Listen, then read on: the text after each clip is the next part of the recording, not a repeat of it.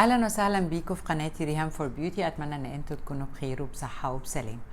السبب ورا اني اعمل الفيديو ده واشتري الكميه الكبيره دي كلها من الكونسيلر وانا مش محتاجاها كتير قوي. كنت بدور قبل ما احاول اشتري اي حاجه اساس للمكياج، زي مثلا الفاونديشن، زي الكونسيلر، زي حتى الباودر. بحاول ادور على حد عامل فيديو فيه كل الالوان علشان اقدر اختار منهم اللون القريب مني. مهما حاولنا واحنا بنشتري من على صفحه، الالوان اللي بيبقوا حاطينها بتبقى الكترونيك فما بتبقاش واضحه قوي.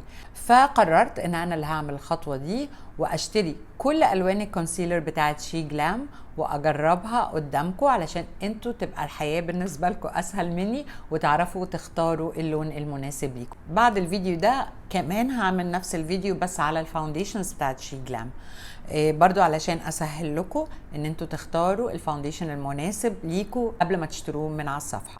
طيب ليه شي جلام؟ برضو بالذات لازم اوضح، لان الفكره في شي جلام ان منتجاتها اقتصاديه.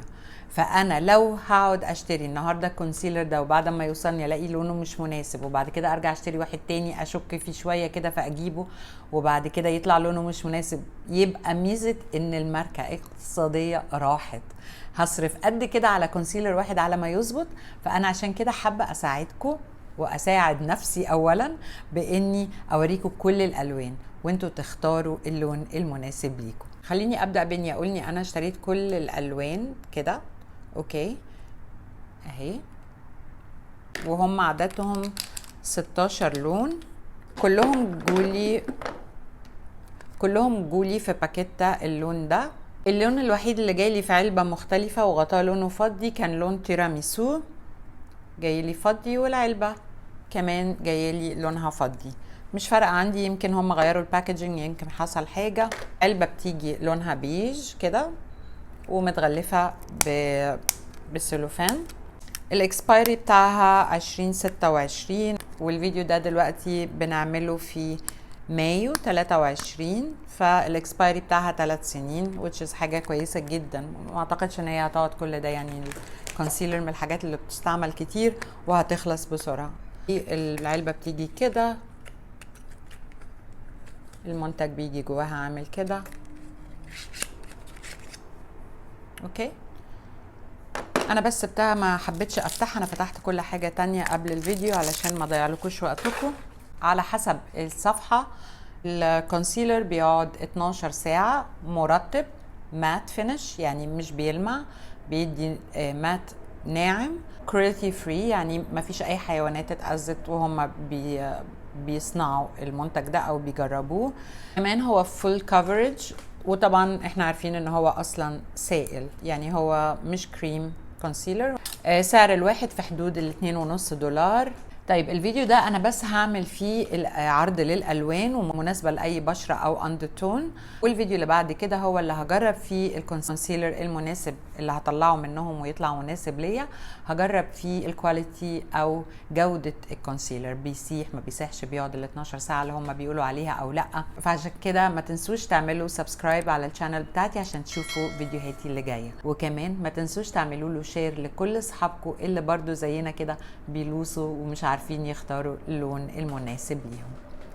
يلا بينا نبدأ الفيديو، وهنبدأ بأفتح درجات للجلد. اللون ده اسمه ويب كريم، ودي أفتح درجة كونسيلر في شي جلام، واللون ده هو قريب من لون بورسلين في الماركات التانية، واللون ده ينفع درجة البشرة الفاتحة جدا مع نيوترال اندرتون أو الاندرتون المحايد، فهي تنفع للفيري فير سكين نيوترال اندرتون. عايزه الفت نظركم ان الكونسيلر ما فيهوش لمعه نهائي، ودي عينه من اللون ده نفسه بعد ما نشفت، لكن اللمعه اللي انتوا شايفينها دي علشان انا حاطه اللون ولسه ما نشفش وانا بصور، فهو عشان كده في لمعه شويه لانه بيعكس الاضاءه. هتلاقوني بحرك ايدي كتير يمين وشمال علشان بحاول اخليكم تشوفوا اللون من كل الزوايا. اللون ده اسمه فانيلا، واللون اللي في الماركات التانية اللي اسمه بورسلين بيج، وده ينفع البشرة الفاتحة جدا اللي فيها بينك اندرتون، يعني very fair skin with pink undertone. من الحاجات اللي عايزة اوضحها انه انا ليه حاطة طبقة تخينة من الكونسيلر على ايدي، علشان ما يأثرش عليها درجة جلدي او الاندرتون بتاعي، فتعرفوا تشوفوا اللون حقيقي زي ما هو موجود في الازازة بالظبط. اللون ده اسمه شورت بريد، واحيانا بيحطوه تحت اسم سالاد، واللون ده مناسب للبشرة الفير سكين مع البينك اندرتون. هو مش بينك قوي صريح، هو زي لون السلمون الفاتح جدا، يعني بيدي بينك على سلمون كده فاتح، الاورنج الفاتح خالص، وده مناسب جدا للبشرة الفاتحة لو عايزة تخبي مثلا الهالات اللي تحت عينيها. وفي ماركات بتسمي اللون ده فير بيج. اللون ده اسمه ماديلاين، واللون ده مناسب للبشرة الفير سكين مع نيوترال اندرتون، يعني الدرجة يبقى اللون نوعا ما فاتح واندرتون محايد. وطبعا بما انها مناسبة للاندرتون المحايد، يعني هي كمان مناسبة للناس الاوليف اندرتون او الاندرتون بتاعهم لون الزيتوني المخضر. اللون ده اسمه كوتون كاندي، واحيانا على الصفحة هتلاقوه تحت اسمه وايت كمان، ودي اول درجة في البشرة الفاتحة مايلة للمتوسط. واللون ده مناسب للفير ميديوم سكين، يعني البشرة المتوسطة اقرب للفاتح مع اندرتون اصفر في الجلد. واللون ده كمان مناسب لتغطية الهالات تحت عين البشرة الفاتحة، او كمان لتفتيح تحت العين، يستعمل كهايلايتر للبشرة المتوسطة الأقرب للفاتح.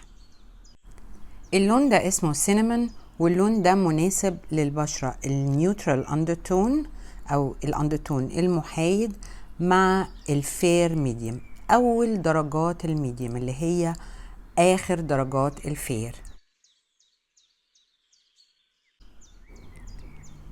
اللون ده اسمه كوكونات فليكس، وده مناسب للبشرة الفير ميديوم، يعني آخر الفير بداية الميديوم أو أقرب للميديوم كمان، وده فيه برضو تاتش سالمون على بينك بس أغمق من اللي فات.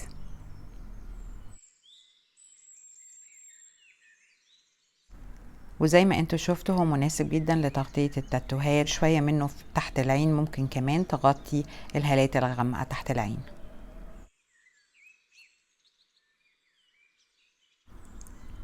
اللون ده اسمه تيراميسو، واللون ده افتح بس شويه من لو تعرفوا كونسيلر LA Girl برو كونسيلر، هو مدي جامد على اورنج، وده بيستخدم في الفير ميديوم، يعني طبعا درجه بتكون اغمق شويه، وهو كمان ممتاز لتغطيه الهالات اللي تحت العين، مناسب للفير ميديوم سكين مع نيوترال اندرتون.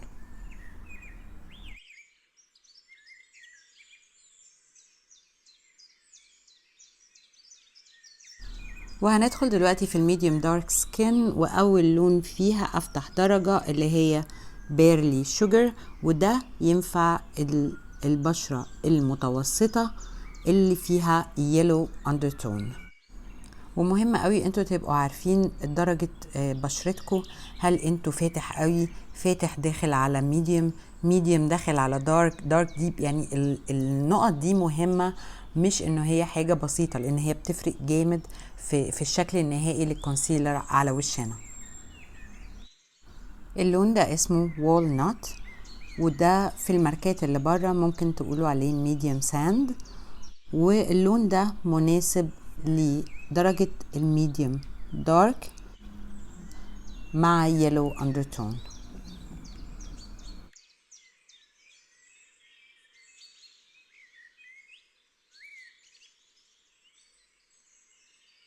اللون ده اسمه بينات باتر، وفي الماركات التانية قريب قوي من ميديوم هاني، وهو مناسب للبشرة الميديوم دارك اللي فيها بيتش اندرتون، مناسب جدا ان احنا نستعمله في الهالات اللي تحت العين للبشرة المتوسطة.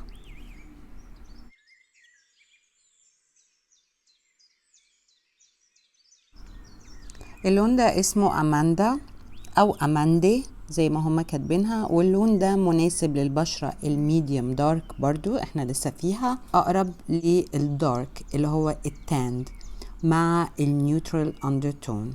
اللون ده يكون جميل جدا لو استعملناه ككونتور او كمان كبرونزر، نوزعه بفرشة خفيفة هيبقى لطيف جدا. اللون ده اسمه هاني كومب، وده اول درجة في البشرة الغامقة اللي ممكن كمان نقول عليها عميقة او تاند بصورة عميقة. اللون ده بره في ماركات مسمياه ميديوم تان جولد، وده مناسب للبشرة اللي الاندرتون بتاعها جولد او اوليف اندرتون. اللون ده اسمه هيزل نوت، في الدارك او الديب في الدرجات الغامقة جدا للبشرة الغامقة العميقة التاند قوي. والدرجة دي مناسبة للبشرة النيوترال اندرتون اللي الاندرتون بتاعها محايد بس هي بشرة غامقة او عميقة. وانا شخصيا بحب الالوان دي جدا لاني بحب اجيبها استعملها ككونتور او كبرونزر او كاني عايزة اعمل تان. واللون ده اسمه تشوكلت، وفي ماركات قريبة منه مسمياه ديب هاني، وده لون مناسب للبشرة العميقة الغامقة التاند وهو فيه بيتش اندرتون.